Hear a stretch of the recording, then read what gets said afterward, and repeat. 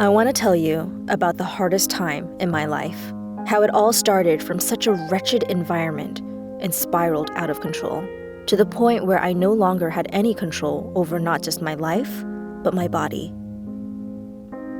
I grew up in a home where family simply meant living together.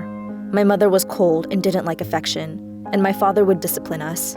He had a rough life, and he always taught us to never let anyone walk all over you. So the people I looked up to tended to be aggressive, because to me, they were strong and not to be messed with. So, I grew up believing that I had to be the one people would be afraid of, but loved and respected, like a mob boss, but the woman version.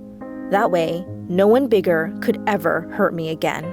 I guess because I spent my entire childhood walking on eggshells and constantly finding ways to defend myself, I felt like I had to be the biggest one, the scariest, the toughest. But it just got so out of hand.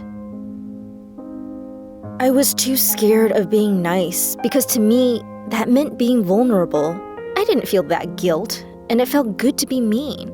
The first time I realized how violent I actually was when I spotted this much smaller girl in a bar.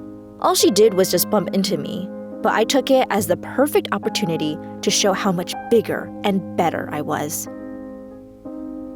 When I realized she wasn't fighting back, I let her hair go, and she just looked at me with tears in her eyes like, "Why did you do that?" And I just froze.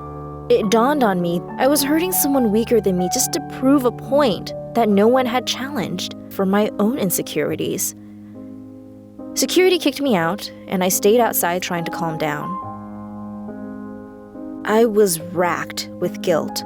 She came outside, and I walked up to her and told her that I was so sorry. I had to hold back tears. She was still in shock and just muttered, "It's okay," still with fear in her eyes as she backed away behind her friends. I was trying to process how I was feeling.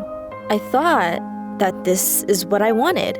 She was so scared of me that she just accepted my apology even though I attacked her so viciously.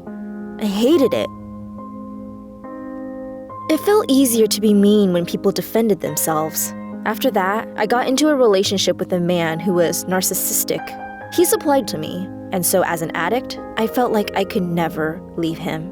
One night, I was so drunk that I could barely move.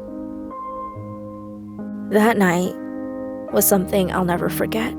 I could barely make out anything that was happening, but all I remember was him on the phone and then someone picking me up.